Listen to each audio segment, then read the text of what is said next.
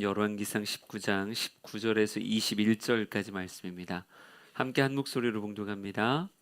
엘리야가 거기서 떠나 사밧의 아들 엘리사를 만나니 그가 12 겨리소를 앞세우고 밭을 가는데 자기는 12째 겨리소와 함께 있더라. 엘리야가 그리로 건너가서 겉옷을 그의 위에 던졌더니 그가 소를 버리고 엘리야에게로 달려가서 이르되 청하건대 나를 내 부모와 입맞추게 하소서. 그리한 후에 내가 당신을 따르리이다. 엘리야가 그에게 이르되 돌아가라. 내가 내게 어떻게 행하였느냐 하리니 엘리사가 그를 떠나 돌아가서 한 겨리소를 가져다가 잡고 소의 기구를 불살라 그 고기를 삶아 백성에게 주어 먹게 하고 일어나 엘리야를 따르며 수종 들었더라. 아멘. 오늘 성경 말씀은요, 엘리야의 로뎀나무 그 이후의 이야기입니다. 엘리야에게 영적 탈진이 왔다. 여러분 이해할 수 있으세요? 당연히 이해가 됩니다. 이해가 되면 이상한 게 아니라 이해가 안 되는 게 이상한 거예요. 하나님은 영원한 에너지이시라 하나님에게는 탈진이라고 하는 단어가 없죠. 한순간도 쉬지 않으시고 이 우주의 모든 것들을 관할하시며 오늘도 섭리하여 이끌어 가시는 분이 우리 하나님이십니다. 그런데 우리 인간은 그렇지 않아요.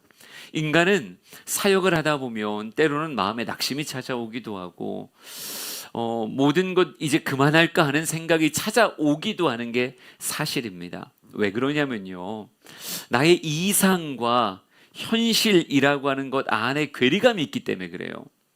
이상은 저만치 앞서가는데 너무 늦고 뒤뚱거리면 현실이 뒤에서 따라오거든요. 엘리야라고 하는 사람이 얼마나 대단한 사역을 했습니까? 여러분 상상해 보세요. 갈멜산에서의 그 엘리야의 멋진 모습, 그리고 3년 6개월에 그 가뭄을 해가라는 엄청난 단비가 쏟아지게 했던 갈멜산 꼭대기의 그 처절한 기도의 모습도 엘리야를 하나님이 사용하셨고 백성들의 입술에서 여호와가 과연 하나님이시다라고 하는 말을 끌어내게 만들었던 것이 엘리야의 사역이었습니다. 바알의 제사장, 아세라의 제사장을 처단하며 어찌 보면 새로워질 수 있는 계기를 그 민족에게 주었다 해도 과언이 아니었던 게 엘리야의 사역이었어요. 그런데 그런 엄청난 역사가 이루어졌으니 당연히 현실에서도 급격한 변화가 있길 원하는 게 너무도 당연한 엘리야의 마음 아닐까요? 그런데 아합과 이세벨이 여전히 건재하더라고요. 하나 달라지지 않은 모습으로 오히려 분노하여 엘리야 내가 너를 죽이리라 라고 하는 이런 이세벨의 독설이 자기의 귀에 들리는 거예요. 달라지지 않았구나. 여러분, 수많은 백성들이 자기들의 힘이 되어주기를 원했죠. 아마 민중에서 봉기가 일어날 거다.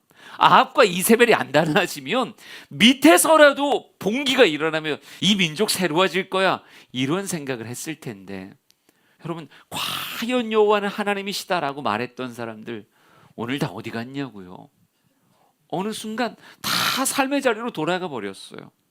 엄청난 역사가 이루어진 것 같았는데 과연 뭐가 달라진 거지 싶을 때 별로 달라지지 않은 것 같은, 물론 달라졌어요. 달라졌는데 그럼에도 불구하고 내 성에 안 차는 거예요.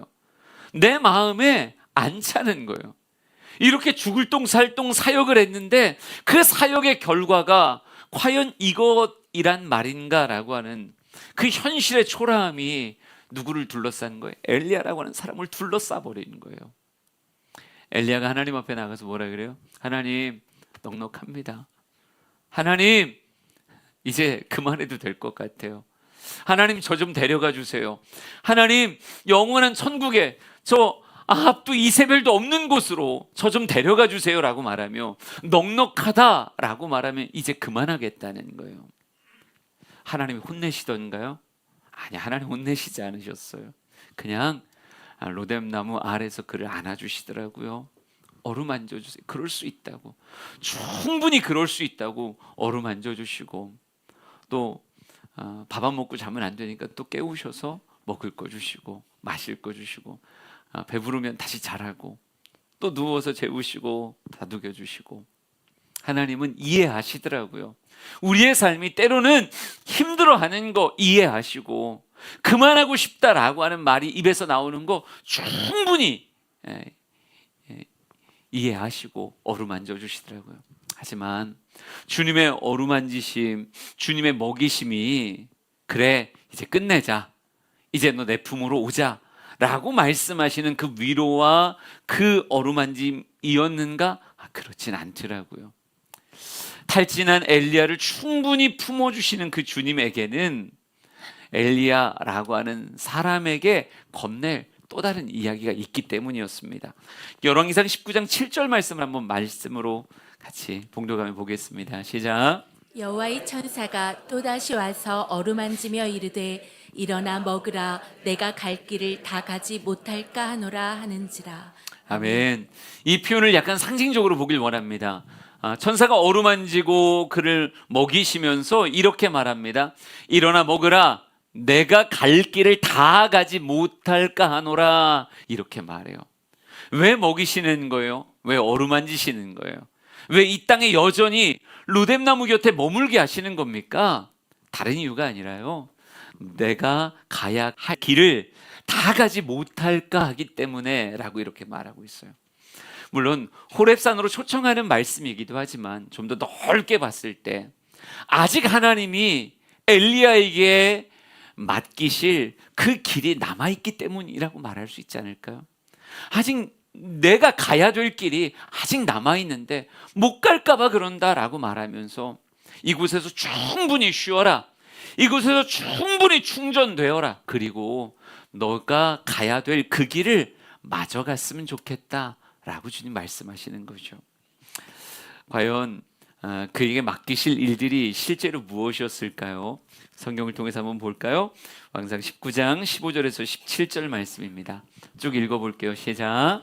여호와께서 그에게 이르시되 너는 내 길을 돌이켜 광야를 통하여 다메섹에 가서 이르거든 하사엘에게 기름을 부어 아람의 왕이 되게 하고, 너는 또 님시의 아들 예후에게 기름을 부어 이스라엘의 왕이 되게 하고, 또 아벨 무홀라 사벳의 아들 엘리사에게 기름을 부어 너를 대신하여 선지자가 되게 하라. 하사엘의 칼을 피하는 자를 예후가 죽일 것이요 예후의 칼을 피하는 자를 엘리사가 죽이리라. 아멘. 하사엘에게 기름을 부어 아람의 왕으로, 예후에게 기름을 부어 이스라엘의 왕으로, 엘리사에게 기름을 부어 엘리야를 뒤이을 선지자로 세워라 라고 하는 것이 아직 그에게 가야 될 남은 길이라고 말씀하시는 겁니다. 여러분, 아직도 만나야 될 사람이 있고요, 아직도 하나님의 이름으로 해야 되는 일들이 있더라고요. 기름을 붓는다라고 하는 것은 하나님의 인정이요, 하나님의 어찌 보면 글을 세우는 손길인데, 이걸 누굴 통해 해야 되겠다는 거예요? 엘리야, 너를 통해 하길 원한다는 거예요. 네가 가서 기름을 부어서 하사엘을, 예후를, 엘리사를 그의 삶의 왕의 자리와 선지자의 자리에 그를 세우는 일을 내가 너에게 맡겼으니 무엇하라는 겁니까? 이제 여기서 충분히 쉬고 난 다음에 벌떡 일어나서 가라는 거죠. 이 사람들을 만나라는 거고, 이 사람들에게 내가 너를 통해 할 기름 붓는 사역을 네가 감당하라는 거예요.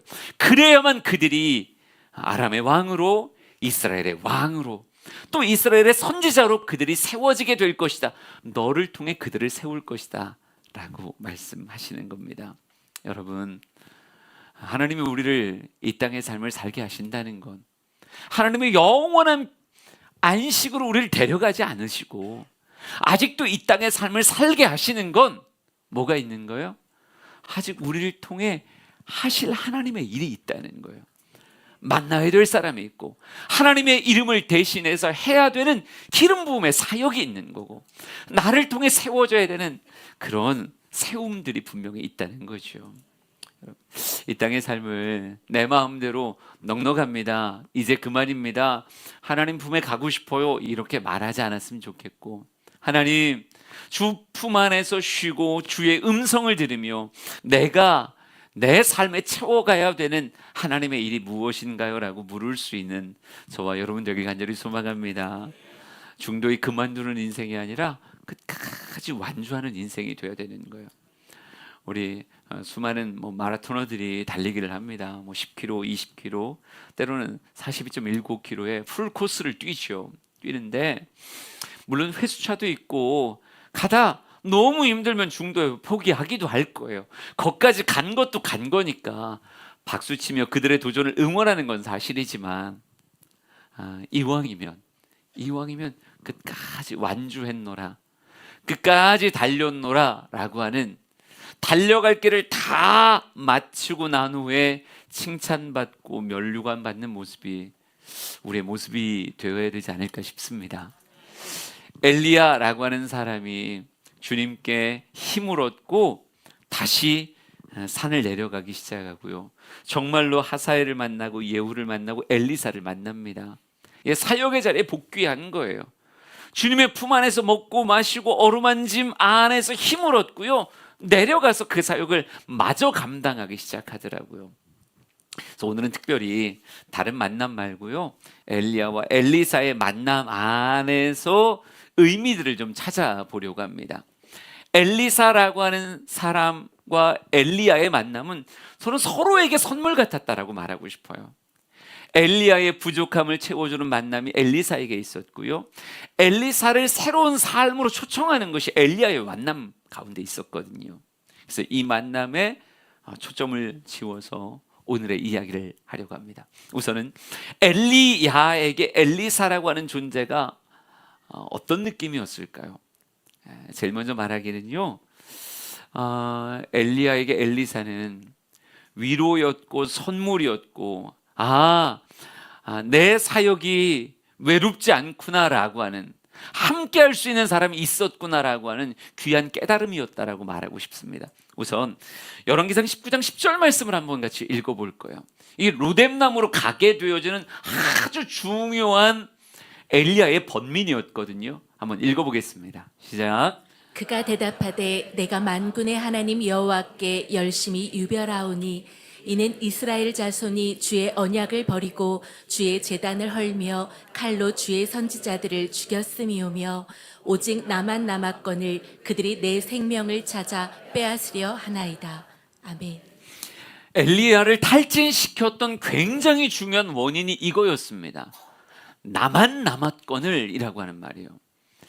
하나님 앞에 독대해서 엘리야가 푸념같이 삶을 쏟아놓을 때 10절에도 이렇게 쓰여져 있지만 14절에도 동일하게 그의 마음이 표현되어져요. 두 번이나 하나님 앞에 섰을 때마다 쏟아져 나오는 건 이거였습니다. 하나님, 저 열심히 사역했습니다. 열심히 유별나도록 사역했었는데요, 하나님, 오직 나만 남았습니다. 그 나만 남은 생명조차도 그들은 빼앗으려고 합니다 라고 말하면서 인생에 대한 외로움, 사역에 대한 외로움, 나 혼자밖에 없는 것 같다라고 하는 이 고립감이 그로 하여금 나 혼자 발버둥 쳐서 뭐합니까? 하나님 그만할 거예요 라고 말하게 만드는 엄청난 탈진의 이유였다라고 말할 수 있어요. 여러분, 이 외로움이라고 하는 게 참 힘든 거예요. 우리가 사역하면서 만나는, 나에게 돕는 배필이 과연 누군가? 내 곁에 설 사람이 누군가? 나의 마음을 위로해줄 또 다른 사람이 있었으면 좋겠는데 내 곁에 아무도 없는 것 같은 이 외로움이 우리로 하여금 이제 그만하자 라고 하는, 아무것도 하고 싶지 않아 라고 하는 마음을 갖다 주거든요. 그런데 여러분, 진짜 내 곁에 아무도 없었을까요?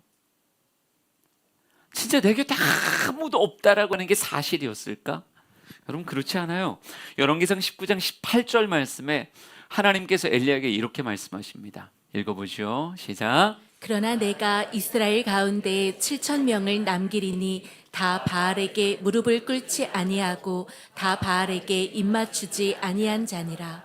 아멘. 바알에게 무릎 꿇지 않고 입맞추지 않은 사람이 몇 명이나 있다고요? 7,000명이나 있다고요. 나는 나만 혼자 남았다. 내 곁에 아무도 없다.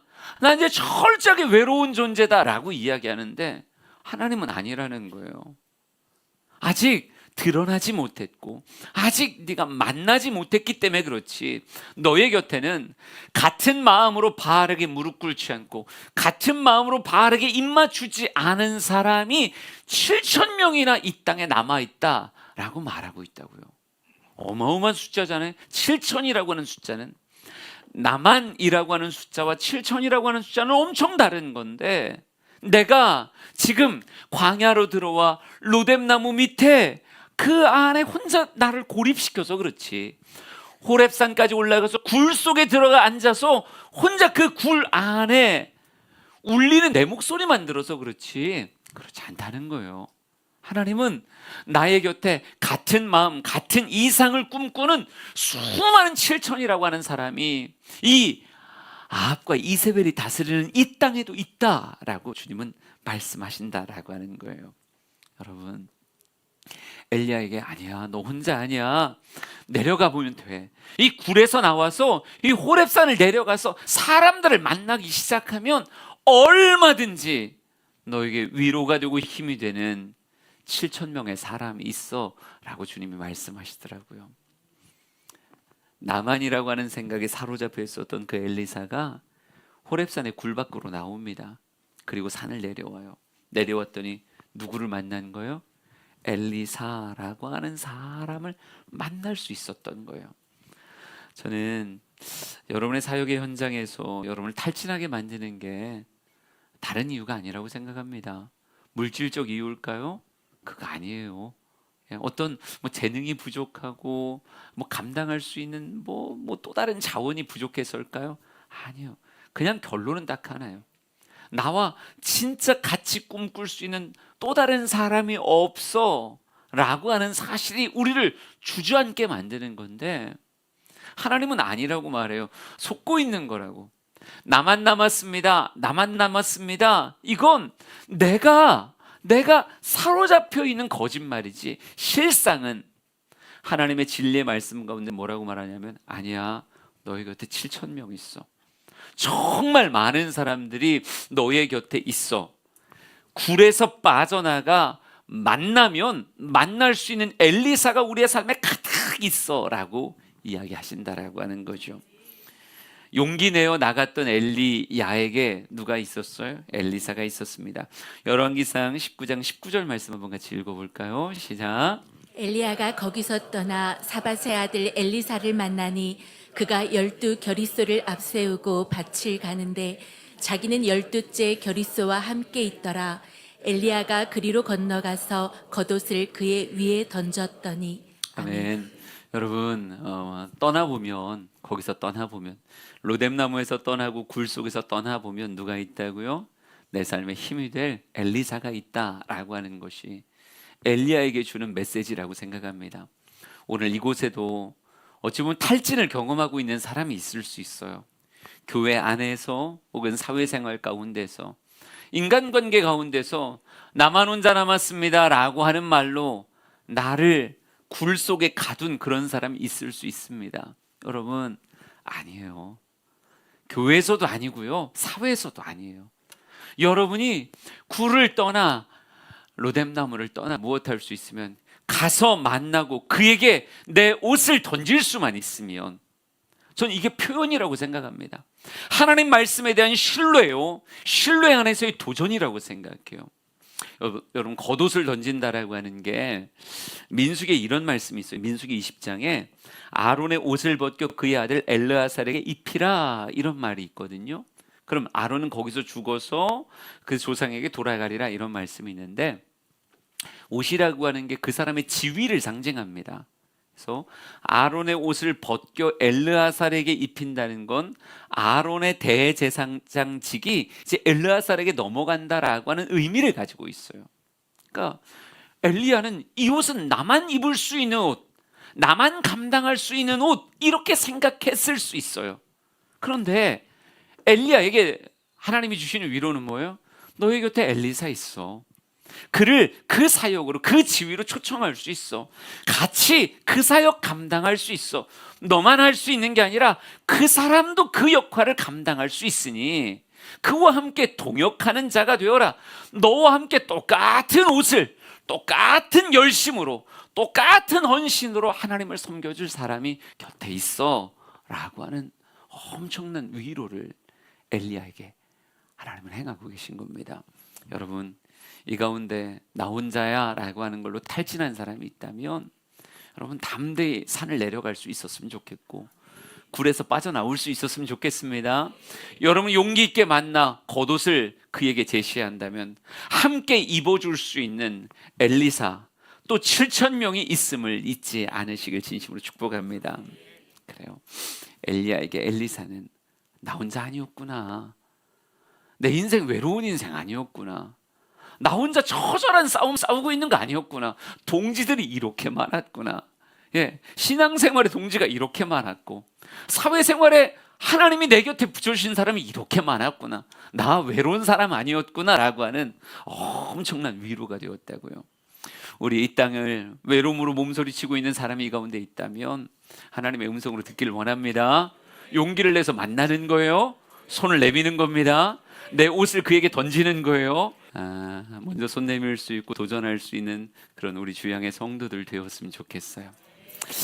엘리사 입장에서 엘리야와의 만남을 한번 좀 이야기를 해볼게요. 열왕기상 19장 18절 말씀을 다시 한번 읽습니다. 같이 읽어봅니다. 시작. 그러나 내가 이스라엘 가운데 7천 명을 남기리니 다 바알에게 무릎을 꿇지 아니하고 다 바알에게 입맞추지 아니한 자니라. 아멘. 왜 엘리사일까라고 하는 생각을 해봤습니다. 엘리사라고 하는 사람은 바알에게 무릎 꿇지 않았던 7천 명 중에 한 사람입니다.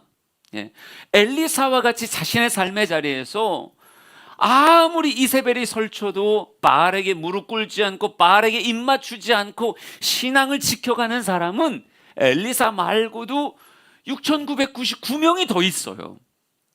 그런데 하나님은 엘리야에게 이렇게 말합니다. 너 가서 엘리사에게 기름을 부어라 라고 말해요. 엘리야를 뒤잇는 사역에 엘리사가 캐스팅이 된 건데 여러분 어떤 특별함이 있을까요? 똑같이 바알에게 무릎 꿇지 않았는데, 똑같이 바알에게 입 맞추지 않았는데 왜 엘리사라고 하는 사람을 하나님이 그를 들어서 엘리야를 뒤잇게 하셨을까? 분명히 엘리사라고 하는 인생에 찾을 수 있는 특별함이 있을 거라는 생각이 듭니다. 우선 엘리사의 모습을 찾을 수 있는 본문이 열왕기상 19장 19절부터 나오니까 19절부터 21절까지를 한번 배경같이 한번 읽어보겠습니다. 시작. 엘리야가 거기서 떠나 사밧의 아들 엘리사를 만나니 그가 12 겨리소를 앞세우고 밭을 가는데 자기는 12째 겨리소와 함께 있더라.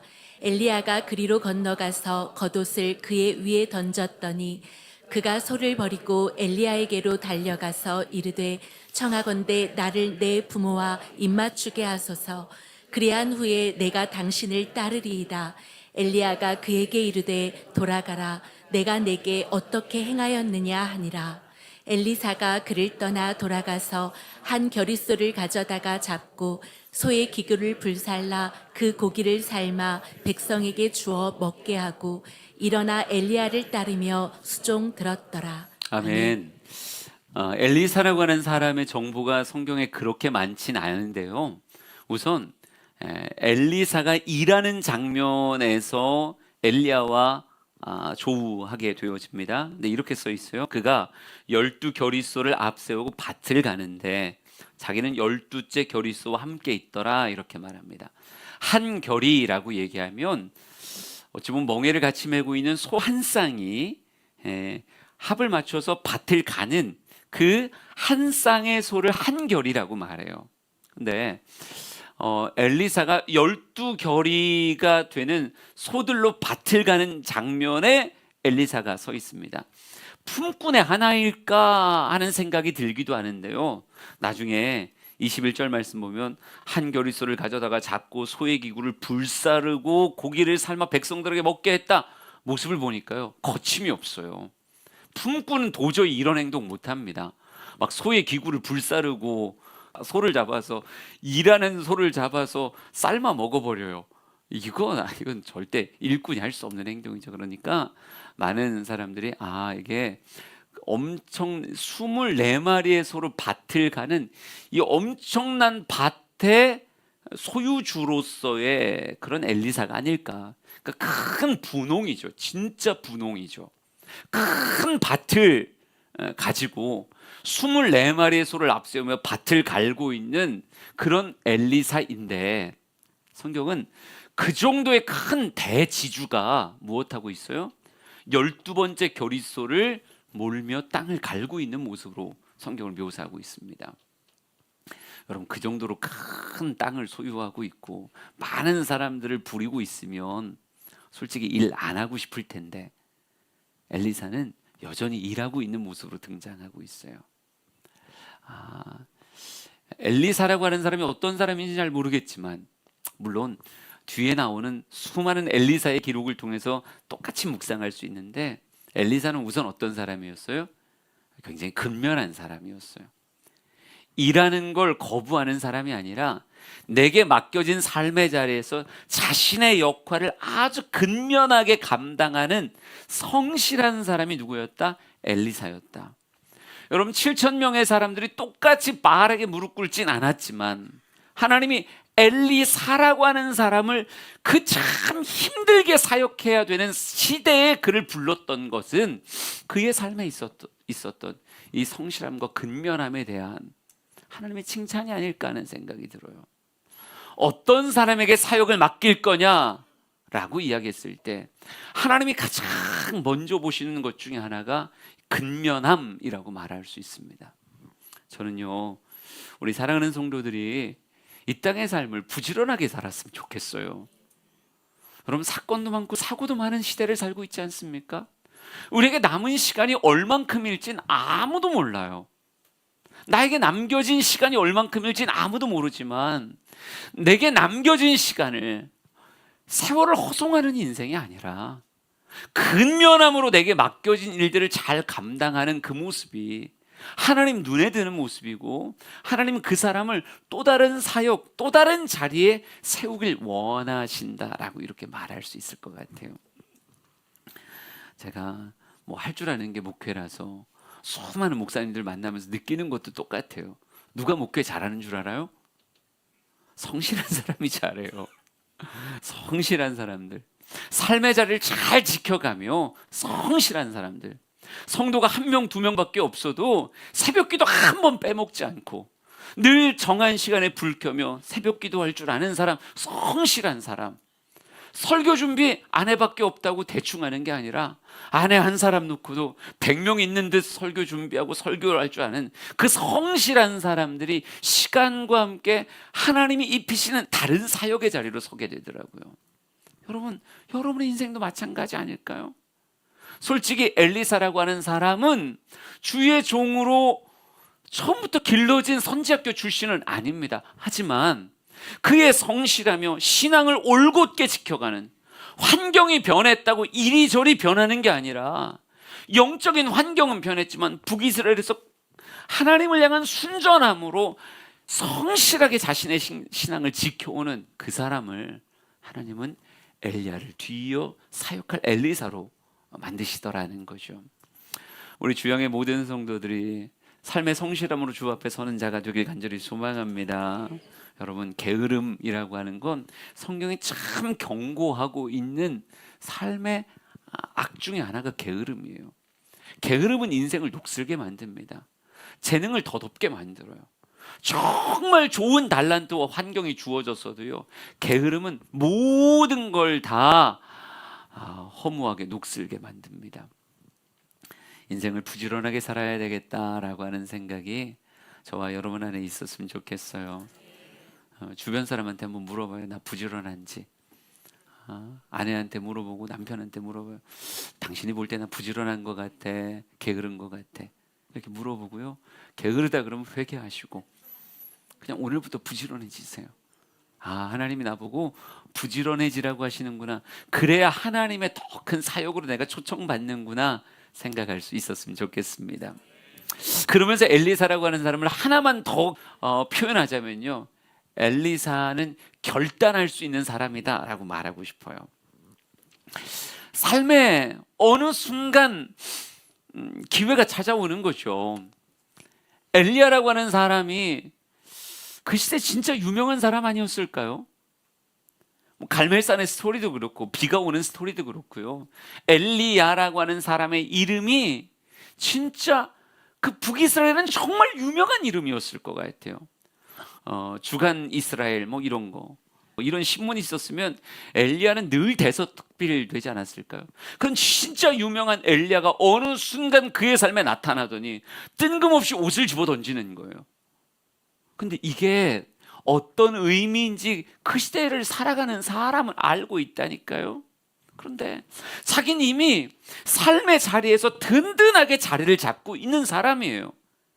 인생의 환경에 있어서 든든하게 자리를 잡고 있고 신앙도 잘 지켜가는 그런 사람인데 엘리야가 뜬금없이 자기에게 옷을 던지며 예수님 표현으로 얘기하면 너 나를 따르라 이렇게 말씀하는 거죠. 그러면 엘리사는 무엇할 줄 알았는가? 열왕기상 19장 20절 말씀을 한번 같이 읽어봅시다. 20절 시작. 그가 소를 버리고 엘리야에게로 달려가서 이르되 청하건대 나를 내 부모와 입맞추게 하소서. 그리한 후에 내가 당신을 따르리이다. 엘리야가 그에게 이르되 돌아가라. 내가 내게 어떻게 행하였느냐 하니라. 아멘. 성경 말씀 보니까요, 소 버리고 달려갔다고 써 있어요. 여러분 밥 갈고 있던 소 버리면 어떻게 될까요? 삐뚤빼뚤 뭐 난리도 아니죠. 예, 밭이 난장판 되는 거예요. 꽉 잡아줘야 그래야 제대로 밭을 갈 수 있는 건데 자기 마음대로. 근데 엘리야를 만난 그 순간 엘리사는요 자신의 삶에서 정말 중요했던 이 밭과 소와 이 모든 것들에 대하여 어느 순간 그냥 버리듯 놓더라고요. 버리듯 놔요. 이건 성경에 바울의 모습도 똑같지 않아요? 이전에 너무너무 중요했던 것이 하나님 안에서 새로운 가치와 하나님의 내미시는 손 앞에 너를 이방인의 사도로 쓸 거다라고 하는 말 앞에 그냥 다 배설물같이 내어버리고 새로운 가치를 쫓아가잖아요. 여러분 엘리야라고 하는 사람을 통해 주시는 하나님의 이상에 엘리사가 무엇하는 거예요? 아멘 하고 자신의 삶을 그냥 내려놓은 거예요.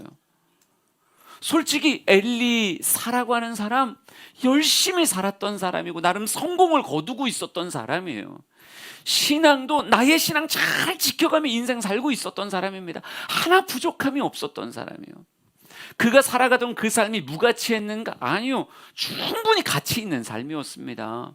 여러분 그가 재정의 힘으로 하나님 앞에 반듯한 그 사람이 얼마나 많은 사람을 돕고 섬기고 정말 그 극심한 가뭄의 시기에 분홍이 해야 되는 역할이 분명히 있었을 거잖아요. 그거 잘했을 것 같아요. 열심히 했을 것 같아요. 그의 삶이 무가치한 삶은 아니었지만 하나님이 그에게 요구하시는 새로운 삶이요 새로운 사역이요 어찌 보면 더 직접적으로 수많은 사람들을 영적으로 세워갈 수 있는 사역으로 초청하니까 엘리사는 무엇한 거예요? 아멘이라고 한 거예요. 내 거 다 내려놓고 잡아야 되는 일임에도 불구하고 엘리야가 기본적으로 순회 사역을 했습니다. 한 곳에 머물지 않았어요. 그러면 그를 따라 나선다는 것도 한 곳에 머물지 않고 순회해야 되는 거예요. 밭은 가져갈 수 있는 게 아니에요. 소도 가져갈 수 있는 게 아니에요. 그냥 놓고 가야 되는 거예요.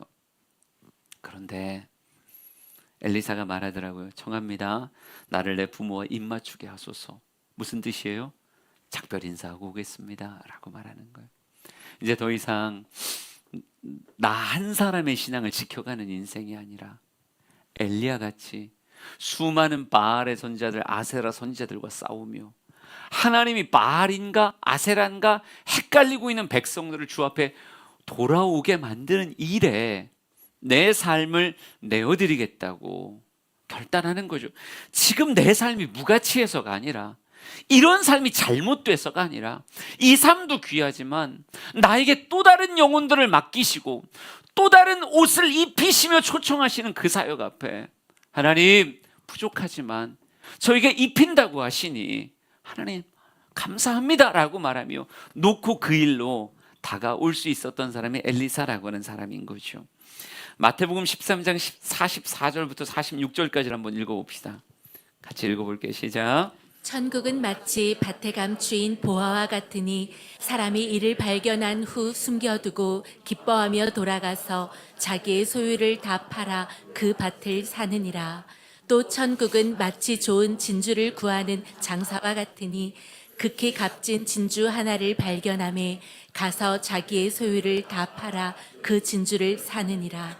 아멘. 아멘. 진짜 가치를 알아볼 수 있는 그 눈은요, 마땅히 팔기도 하고 그걸 팔아 남들 눈엔 아무것도 아닌 것 같은 걸 사는 거예요.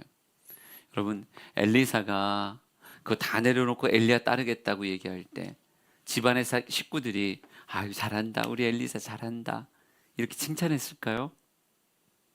가치를 볼 수 있는 사람이 있다면 칭찬했겠죠. 하지만 또 다른 사람들 가운데는 이게 뭐 하는 짓이냐고, 왜 잘하고 있는데 왜 이거 다 내려놓고, 아니 저 엘리야 왜 따라가냐고. 엘리야에게 유명세도 있지만요, 엘리야라고 하는 사람을 지명수배의 명단에 올려놓고 파출소마다 다 붙여놓은 수배 전단에도 엘리야 얼굴이 있는 사람이요.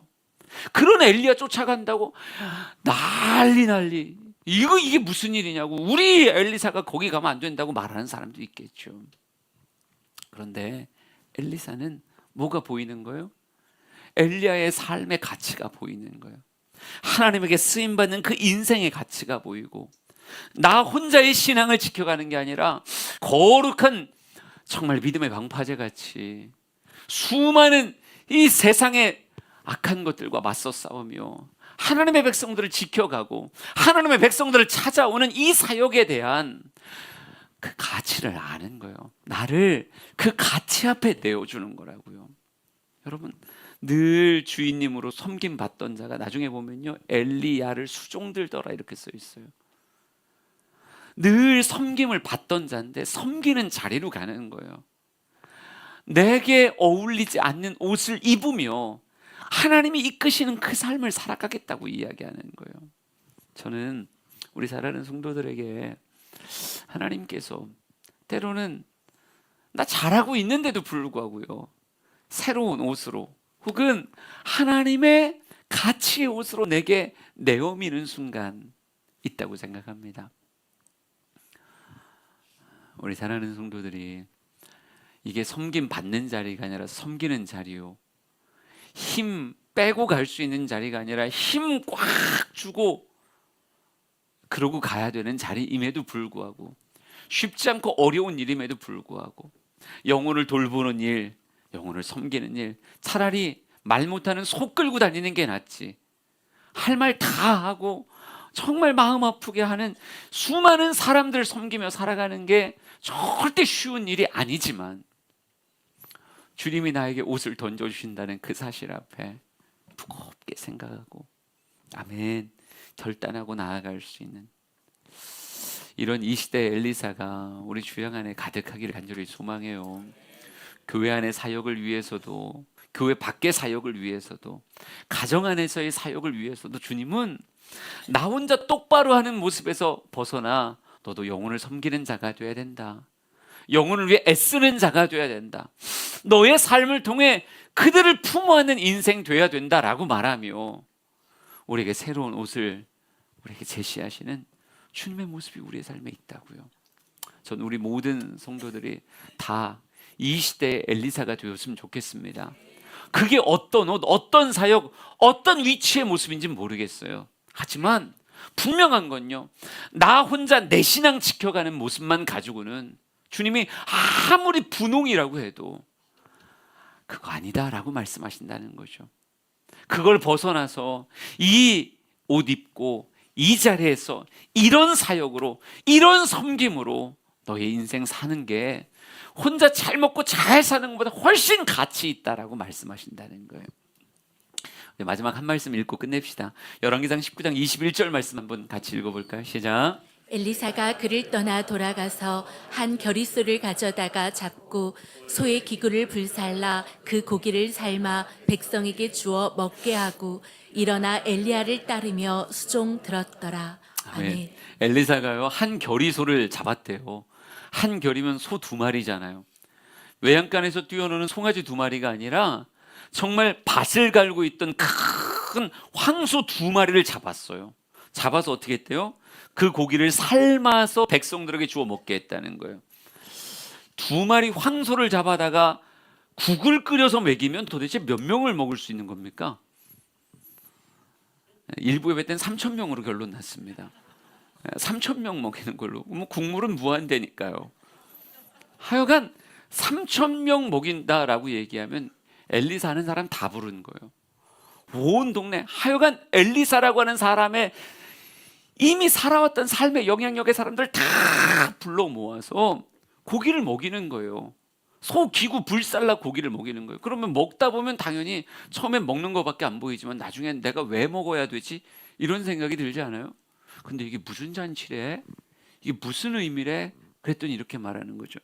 엘리사가 다 정리하고 엘리야 따라간대. 엘리야 따라서 수종든대. 여러분, 이 얘기는 바꾸면 이거예요.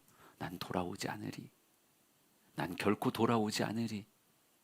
이 표현이 삶에 그렇게 드러나는 거라고요. 저는 우리 주영의 성도들이 내 삶을 어떻게 살아갈 거냐, 바알에게 무릎 꿇지 않고 바알에게 입 맞추지 않고 내 신앙 지켜가며 섬김 받으며 사랑 받으며 그렇게 인정받으며 그렇게 내 삶 올곧게 살아갈 거냐? 물론 아합과 이세벨의 시대에는 그것도 잘하는 거예요. 그것도 진짜 잘하고 있는 거예요. 하지만 주님은 그런 엘리사에게 또 다른 삶을 요구하신다고요. 이제 내가 너에게 입히고 싶은 옷이 있으니, 내가 너에게 세워주고 싶은 그 직임의 자리와 그 섬김의 자리가 있으니 이 옷 입고 나 따라가지 않을래? 라고 말씀하시는 거예요. 나의 삶을 통해 또 다른 영혼을 섬겨가고 나의 삶을 통해 하나님의 복음이 이 땅에 편만하게 정말 증거되어지도록 하나님의 초청 아래 들어가자고 주님께서 우리에게 말씀하시는 거라고요. 여러분은 세상을 섬길 수 있는 사람입니다. 여러분은 영혼을 섬길 수 있는 사람입니다.